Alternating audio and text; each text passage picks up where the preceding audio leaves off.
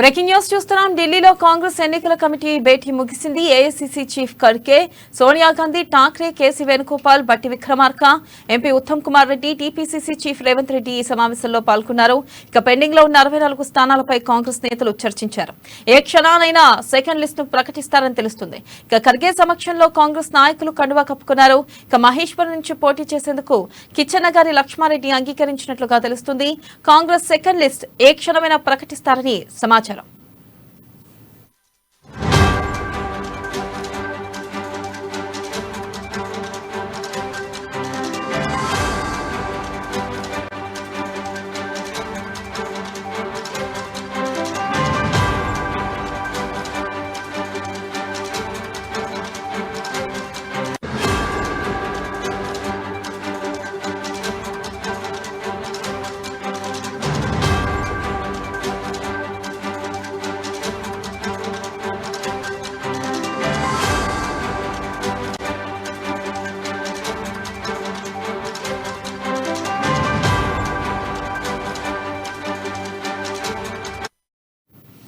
Breaking news చూస్తున్నాం. ఢిల్లీలో కాంగ్రెస్ ఎన్నికల కమిటీ భేటీ ముగిసింది. AICC chief Kharge, Sonia Gandhi, Thackeray, KC Venugopal, Bhatti Vikramarka, MP Uttam Kumar Reddy, ఇక టీపీసీసీ చీఫ్ రేవంత్ రెడ్డి ఈ సమావేశంలో పాల్గొన్నారు. పెండింగ్ లో ఉన్న 64 స్థానాలపై కాంగ్రెస్ నేతలు చర్చించారు. ఇక ఏ క్షణమైనా సెకండ్ లిస్ట్ ను ప్రకటిస్తారని తెలుస్తుంది. దీనిపై మరింత సమాచారాన్ని మా ఇన్పుట్ ఎడిటర్ శ్రీనివాస్ అందిస్తారు. శ్రీనివాస్, చెప్పండి, ఇప్పుడు ఏ క్షణానైనా సెకండ్ లిస్ట్ ప్రకటించే అవకాశం ఉన్నట్లుగా తెలుస్తుంది. అయితే ఎన్ని స్థానాలకు అభ్యర్థులను ప్రకటించే అవకాశం ఉందంటారు శ్రీనివాస్? రైట్ వెన్నెల, కొద్దిసేపటి క్రితమే ఏఐసీసీ కార్యాలయంలో మనకి పార్టీ కేంద్ర ఎన్నికల కమిటీ సమావేశం ముగిసింది. ఖర్గే అధ్యక్షత జరిగిన ఈ సమావేశంలో సోనియా గాంధీతో పాటుగా రాష్ట్రానికి చెందిన నేతలు రేవంత్ రెడ్డి, బట్టి, అదేవిధంగా ఉత్తమ్ కుమార్ రెడ్డి తదితరులు పాల్గొన్నారు.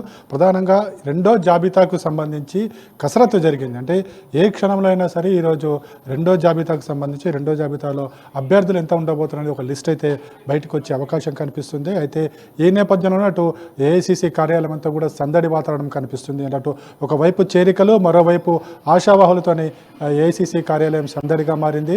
ఒక ఉత్కంఠభరిత వాతావరణం కూడా మనకు కనిపిస్తుంది. అయితే రెండో జాబితాకు సంబంధించి ఏ క్షణంలోనైనా సరే మనకి రెండో జాబితా విడుదలయ్యే అవకాశం ఉంది. అయితే ఇందులో ఇప్పుడు మనకు ఉన్న సమాచారం ప్రకారం 53 మంది అభ్యర్థులను ఖరారు చేయబోతున్నారని చెప్పేసి కూడా తెలుస్తుంది. ఏదైతే మొదటి లిస్టులో చూసుకుంటే కనుక 55 మందిని ఖరారు చేశారు. అందులో కూడా సామాజిక పరంగా ఎవరికి ఏ వర్గాలకు ఎంత రావాలనేది కూడా మొత్తం చూసుకుని కూడా అభ్యర్థుల టికెట్ల పంపిణీ చేయడం జరిగింది. ఏదైతే రెండో జాబితా కూడా 53 మందితో ఉండబోతుంది అని చెప్పేసి కూడా తెలుస్తుంది. ఈ 53 మందిలో కూడా కొత్తగా చేరిన వారు కూడా ఇందులో ఉండబోతున్న వారికి కూడా అవకాశం ఉంటుంది అని చెప్పేసి కూడా పార్టీల నుంచి వస్తున్న సమాచారము. అదేవిధంగా ఇక్కడ కూడా సామాజిక సమీకరణ అన్నీ కూడా ఖచ్చితంగా ఇందులో కూడా ఉండబోతున్నాయి అని చెప్పేసి కూడా తెలుస్తుంది. మరో 11 స్థానాలకు సంబంధించి కూడా బహుశా దాని మీద మరోసారి కసరత్తు చేసే అవకాశం ఉంది. ఈ 11 స్థానాల్లో కూడా వామపక్షాలకు ఇవ్వదలిచిన 4 స్థానాలతో పాటుగా మిగతా 7 స్థానాల మీద కూడా ఒక కసరత్తు కొనసాగుతుంది. అయితే ఈ 7 స్థానాలకు సంబంధించి కూడా పార్టీలో జరుగుతున్న ఒక చర్చ కావచ్చు, సమాచారం కావచ్చు, ఏవైతే ఇతర పార్టీల నుంచి మరికొంతమంది ముఖ్య నేతలు వచ్చే అవకాశం ఉంది. కాబట్టి ఈ 7 స్థానాలకు సంబంధించి కూడా పెండింగ్లో పెట్టే అవకాశం ఉందని చెప్పేసి కూడా తెలుస్తుంది. మనం చూసాం, మొన్నకి 2 రోజుల క్రితమే కేసీ వేణుగోపాల్ మాట్లాడుతూ ఈ జాబితాకు సంబంధించి 3-4 జాబితాలు ఉంటాయని చెప్పేసి కూడా ఆయన స్పష్టం చేశారు. సో ఈ నేపథ్యంలోనే ఈరోజు 53 మంది మీద కసరత్తు పూర్తయిందని తెలుస్తుంది. ఈ 53 మంది జాబితా కూడా మరికొద్ది క్షణాల్లో విడుదల చేసే అవకాశం ఉంది. మరోవైపు చూసుకుంటే కనుక ఢిల్లీలో కాంగ్రెస్ పార్టీ కార్యాలయంలో అయితే మనకి కొద్దిసేపటి క్రితమే రాజగోపాల్ చేరడం జరిగింది. అదేవిధంగా మోత్కుపల్లి చేరడం జరిగింది. అదేవిధంగా బీఆర్ఎస్ నుంచి బీజేపీలోకి వచ్చి ఆ తర్వాత పార్టీ విడిన ఏనుగు రవీందర్ రెడ్డి కూడా పార్టీలో చేరడం జరిగింది. మొత్తానికి చూసుకుంటే కనుక ఏఐసీసీ కార్యాలయం ఒకవైపు ఆశావాహులతో, మరోవైపు చేరికలతో కూడా సందడి వాతావరణం నెలకొంది. ఏ క్షణంలో అయినా సరే రెండో జాబితా విడుదలయ్యే అవకాశాలు మనకు ఉన్నాయి వెన్నెల. అలాగే చూసుకున్నట్టయితే ఇతర పార్టీల నుంచి వచ్చిన నేతలకు కూడా టికెట్లు కేటాయిస్తారు అని కూడా మనకు తెలుస్తుంది. ప్రధానంగా చూసుకున్నట్టయితే రీసెంట్ గా కోమటిరెడ్డి రాజగోపాల్ రెడ్డికి మునుగోడు టికెట్ కన్ఫర్మ్ అంటున్నారు. అయితే అంతకుముందు అక్కడున్న నేతలు కొంతమేర ఆల్రెడీ ఆ నియోజకవర్గంలోంచి కూడా కొంతమంది పోటీ ఉన్నారు. ఈ నేపథ్యంలో కొంతమేరకు అసంతృప్తులు అయితే వెలువడే అవకాశం ఉంది. అయితే ఈ అసంతృప్తులని ఎలా బుజ్జగించే అవకాశం ఉంది?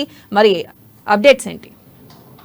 వెన్నెల ఖచ్చితంగా, ఎందుకంటే ఆశావాహుల సంఖ్య ఎక్కువగా ఉంది ఈసారి కాంగ్రెస్ పార్టీకి చూసుకుంటే కనుక. మనకి సర్వేలన్నీ చూసుకుంటే కనుక సర్వేలన్నీ కూడా కాంగ్రెస్ పార్టీకి ఫేవర్గానే వస్తున్న పరిస్థితి. ఈ నేపథ్యంలోనే ముందు నుంచి కూడా కాంగ్రెస్ పార్టీ నుంచి పోటీ చేయాలి అనే ఆశావాహుల సంఖ్య చాలా ఎక్కువగానే ఉంది. సో ఈ నేపథ్యంలోనే చాలా నియోజకవర్గాల నుంచి 3-4 అప్లికేషన్లు కూడా వచ్చిన పరిస్థితి కనిపిస్తుంది. అయితే కాంగ్రెస్ పార్టీ ఒక్కటే ఈసారి తీసుకున్నది ఒకటే, ఏదైతే గెలుపు గుర్రాలకు మాత్రమే అవకాశం ఇవ్వాలి, ఖచ్చితంగా ఈసారి అధికారంలోకి రావాలి అనే ఒకే ఒక లక్ష్యంతో కాంగ్రెస్ పార్టీ ముందుకు వెళ్తుంది. అందులో భాగంగానే ఇప్పటివరకు 55 మందికి ఇచ్చిన టికెట్లలో కూడా పూర్తి స్థాయిలో నమ్మకము, వారు గెలుస్తారనే ఒక విశ్వాసంతోనే వారికి ఇవ్వబడింది. అందులో కూడా ఈసారి ఎన్నికల్లో ఖచ్చితంగా ధనబలంతో పాటు అంగబలము, పార్టీ బలము, అదేవిధంగా ప్రజాకర్షణ ఇవన్నీ కూడా చూసుకోవడం జరిగింది. అందుకోసమే ఈ స్క్రీనింగ్ కమిటీలో ప్రతి అభ్యర్థి మీద 1-2 సార్లు క్షుణ్ణంగా పరిశీలించారు. రాష్ట్ర స్థాయి నేతలే కాదు, కేంద్ర పార్టీకి ఏఐసిసికి సంబంధించిన 2-3 కమిటీలు కూడా ఈ స్క్రీనింగ్ కమిటీకి సంబంధించిన పంపించిన లిస్టును పూర్తి స్థాయిలో పరిశీలన జరిపిన తర్వాతనే లిస్టును ఖరారు చేస్తున్న పరిస్థితి. ఎందుకంటే ఇప్పుడు రెండో జాబితా కూడా విడుదల కావడానికి ఆలస్యం కావడం కూడా ఇదే కారణంగా తెలుస్తుంది. అయితే మనకి కొత్తగా చేరేవారు కూడా వారి ఖచ్చితంగా గెలుస్తారనుకుంటేనే వారికి అవకాశం ఇవ్వబడుతుంది తప్ప గెలవలేరు అనుకున్న వారిని కూడా పక్కకు పెడుతున్న దాఖలాలు ఉన్నాయి. అయితే మునుగోడుకు సంబంధించి మీరు అడిగిన దాంట్లో మునుగోడుకు సంబంధించి రాజగోపాల్ రెడ్డి కంటే గతంలో రాజగోపాల్ రెడ్డి ఇక్కడ నుంచే కంటెస్ట్ చేయడం జరిగింది. ముఖ్యంగా నల్గొండకు సంబంధించి కోమటిరెడ్డి బ్రదర్స్ ఖచ్చితంగా కాంగ్రెస్ పార్టీకి ప్లస్ అవుతారని చెప్పేసి మాత్రమే కాంగ్రెస్ పార్టీ భావించింది. కాబట్టి మునుగోడుకు సంబంధించి రాజగోపాల్ రెడ్డికి ఇవ్వాలని ఒక ఆలోచన చేస్తుంది. అది కూడా లిస్ట్ వస్తేనే మనకి క్లారిటీ వచ్చే అవకాశం ఉంది. ఇక ఎవరైతే టిక్కెట్లు రాలేదో వాళ్ళందరినీ కూడా కాంగ్రెస్ పార్టీ ఖచ్చితంగా అధికారంలోకి వస్తే కనుక ఖచ్చితంగా వారికి అంటూ ఒక నామినేషన్ పదవులు కావచ్చు ఎక్కడో అక్కడ అకామిడేట్ చేస్తామని చెప్పేసి కూడా కేంద్ర పార్టీ వాళ్ళకి హామీలు కూడా ఇవ్వడం జరుగుతుంది. అందుకోసం మనం చూస్తున్నాం కాంగ్రెస్ పార్టీకి సంబంధించి అధికార పార్టీతో కావచ్చు బీజేపీ పార్టీతో చూసుకుంటే కనుక అక్కడ నిరసనలు, ఆ అసంతృప్తుల సంఖ్య చాలా తక్కువగా ఉంది. ఎందుకంటే కాంగ్రెస్ పార్టీ వాళ్ళు ఖచ్చితంగా ఎక్కడో అక్కడ అకామిడేట్ చేస్తుందని ఒక హామీ ఇవ్వడం వలన ఇవంతా కూడా జరుగుతుంది. అయితే ఆశావాహులను ఎవరైతే నిరాశ చెందుతున్నారో వాళ్ళు బుజ్జగించే పనిలో కూడా కాంగ్రెస్ పార్టీ ఉంది.